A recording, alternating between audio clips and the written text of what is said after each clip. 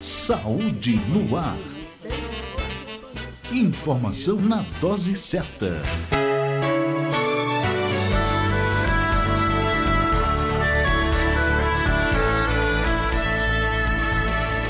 Olá para você que sintoniza o Saúde no Ar, a sua dose diária de informação para uma vida melhor.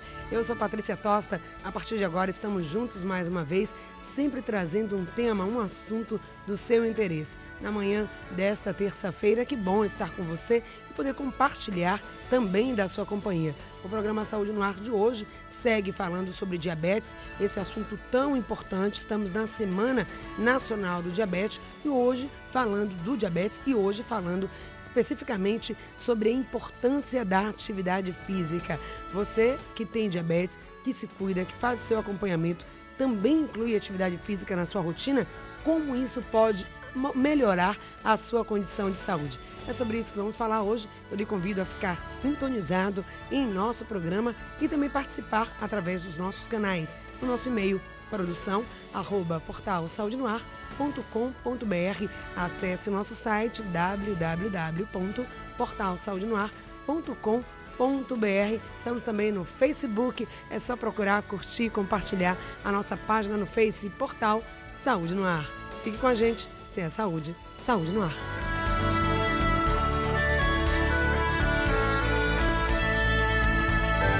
O Saúde no Ar de hoje, conversando com um especialista, nós estamos na Semana do Diabético, nós estamos com você também falando sobre esse assunto tão importante. E a nossa convidada hoje, doutora Ana Cláudia Ramalho, que é médica endocrinologista e ela que também é professora da Universidade Federal da Bahia, vai estar aqui com a gente hoje falando sobre esse tema tão importante, atividade física para o diabético. Tudo bom? Bom dia a todos os telespectadores, bom dia a você. Ana, então a atividade física, ela traz um benefício para o paciente de modo geral, para as pessoas de modo geral, mas especificamente para quem tem diabetes. Qual vai ser a diferença?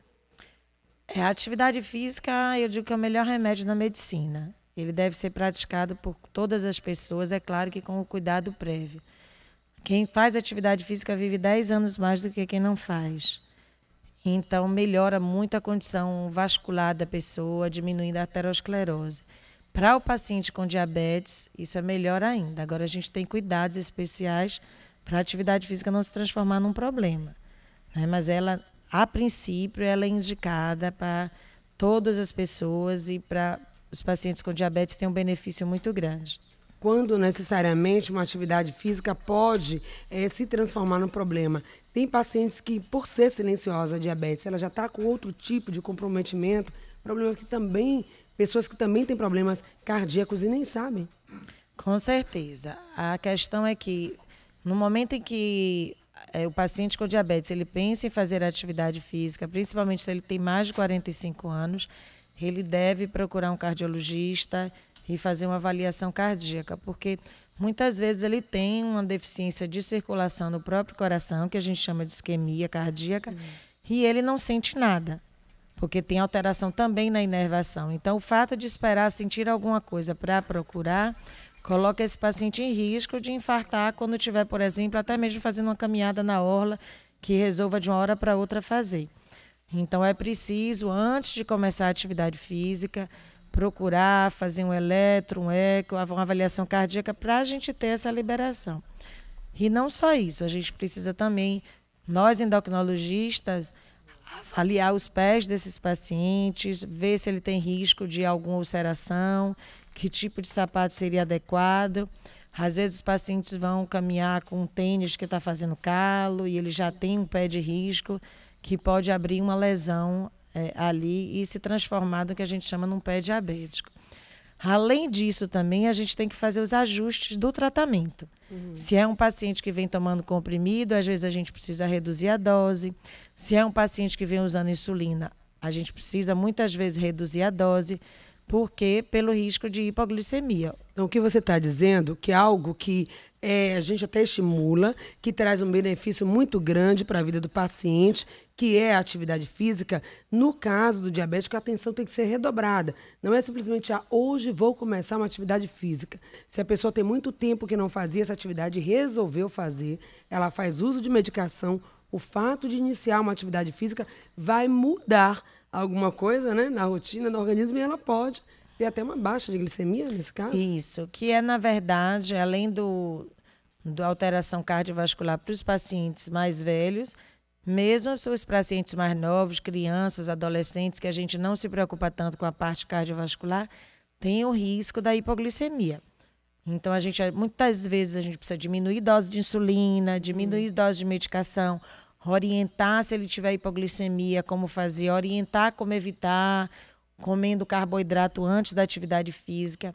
Antigamente, a gente ajustava a atividade física, o tratamento, a atividade física ao tratamento. E hoje a gente faz o contrário. O tratamento à atividade. A gente ajusta o tratamento à atividade, porque se o paciente só pode fazer meio-dia, é meio-dia. Se ele pode fazer de manhã, é de manhã. E antes, não. A gente dizia, você tem que fazer de manhã, porque é melhor, porque o pico da insulina não está ali. E hoje não é assim.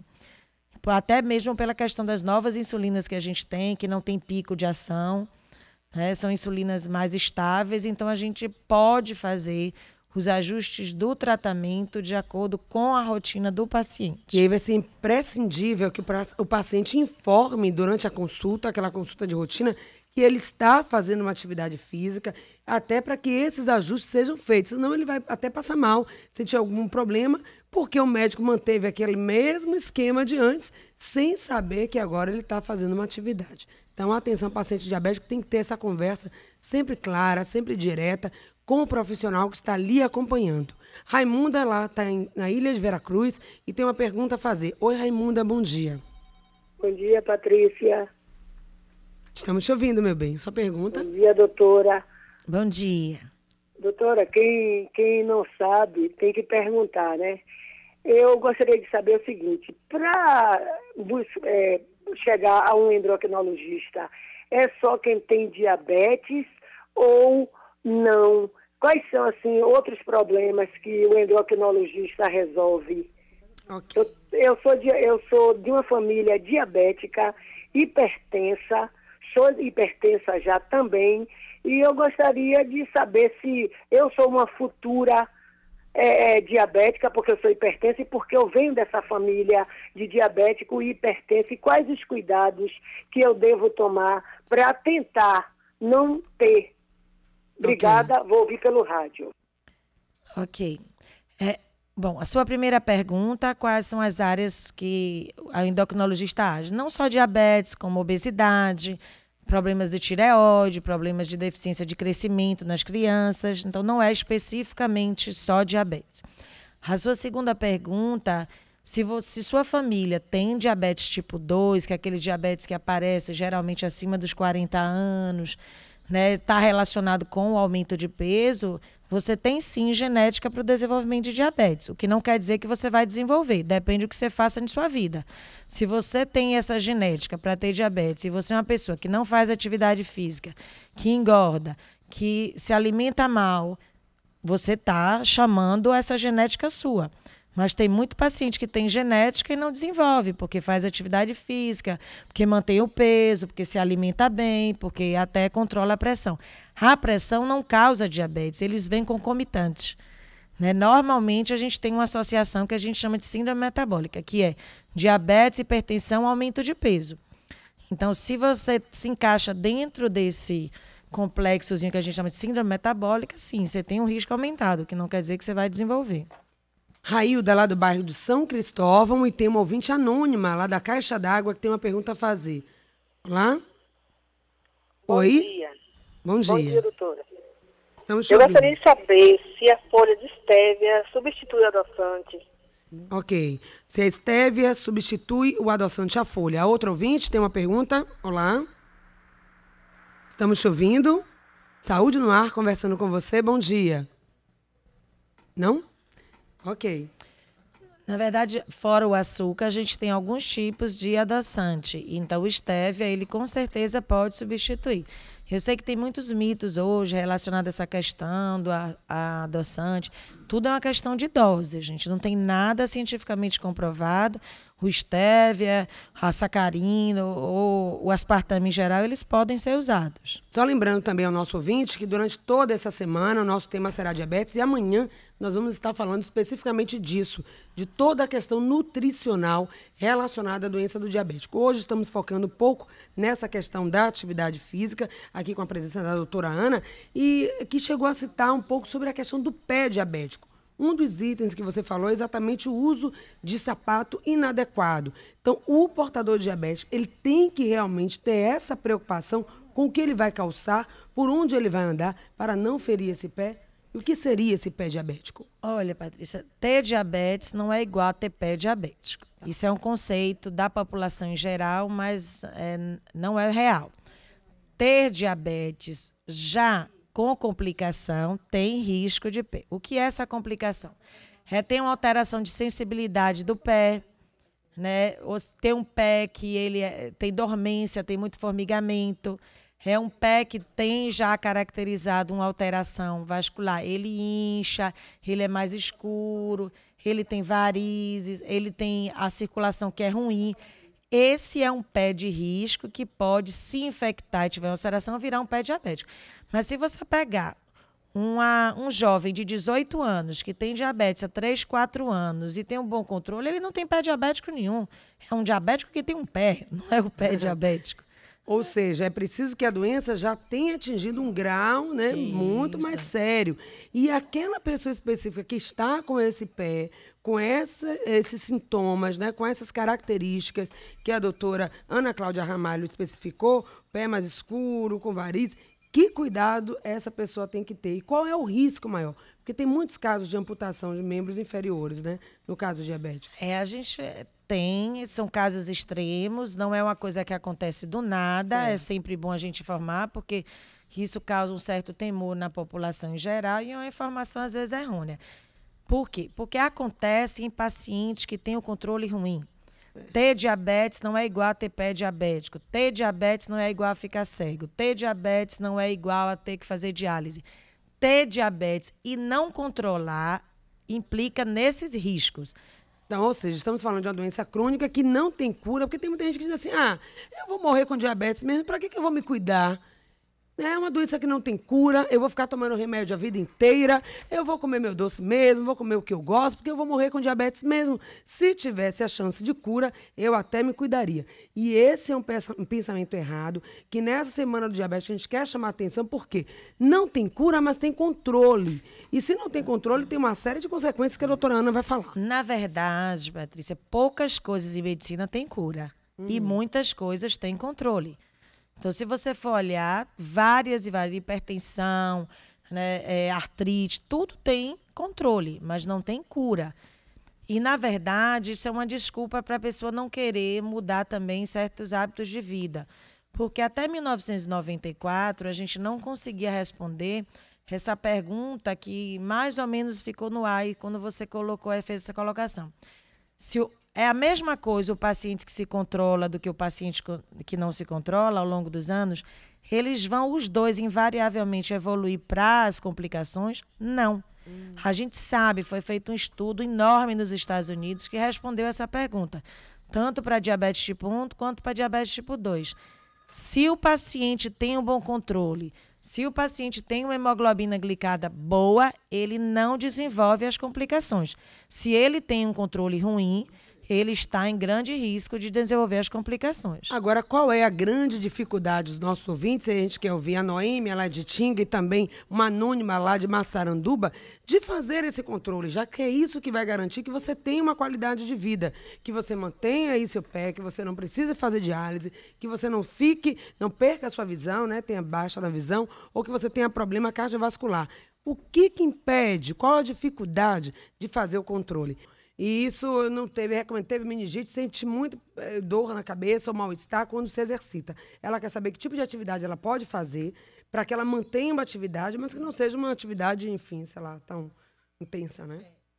O ideal é você conversar com o profissional, o neurologista que lhe acompanhou, para saber se você tem alguma limitação. né? No geral, uma pessoa que tem uma meningite infecciosa, viral, bacteriana, acabou aquele problema, ela está liberada para fazer as atividades em geral, sem limitação. Agora, é interessante saber se você ficou com alguma coisinha aí, alguma sequela, se tem algum tipo de limitação. No geral, não tem nenhuma. Mas atividade assim pequena, leves caminhadas, alguma atividade em casa, tem muita atividade funcional, né, doutora? Tem várias formas de atividade. Agora, a gente sabe também que às vezes o paciente vai com a sandalinha, caminhando, conversando. Aí é um relaxamento, não é uma atividade física. Então, se o paciente precisa aumentar um pouco a frequência cardíaca, caracterizar isso como uma atividade física, porque a gente tem atividade física programada e não programada. A não programada, por exemplo, é atividade no lar. É uma pessoa que trabalha na roça e fica ali. Não é aquele que tem aquele horário, que vai para academia, que faz... Então, é claro que é boa, mas a gente precisa também ter uma atividade física programada, um trabalho muscular, né? Ou um trabalho mais aeróbico. Uma atividade mais direcionada, uma técnica, né? Joana está lá em Alagoinhas, um prazer falar com a comunidade de Alagoinhas, que acompanha esse Celso AM. Tem uma pergunta, Joana. Olá, bom dia. Bom dia. Estamos te ouvindo. É porque meu companheiro, ele é diabético. Ele acho que é o tipo 2, porque ele nunca fez o teste para ver se é o tipo 1 ou se é o tipo 2. Mas quando ele toma o remédio em jejum, mas quando chega dia de sexta-feira, ele para beber bebida. Aí ele bebe sexta, sábado e domingo. Aí só começa a tomar o remédio na sexta ou na segunda-feira. Que tal? E ele se corta, tem algum corte assim, e sara rápido. Eu gostaria de saber por quê, que dizem que quem é diabetes se corta, demora de sarar, né? E ele não, ele sara rápido, e ele bebe dia de sexta, sábado e domingo, cerveja, e bebe muito para embebedar. A preocupação é da nossa ouvinte lá de Alagoinhas. Primeiro, suspender o remédio. Aí tem duas questões. Primeiro, ainda que ele vá beber, a pior coisa que ele faz é ele parar o remédio. Ele deveria... mesmo bebendo, continuar o remédio, porque não existe nenhuma interação entre as medicações para diabetes com bebida. Ao contrário, eu imagino que quando bebe também puxa, tira gosto.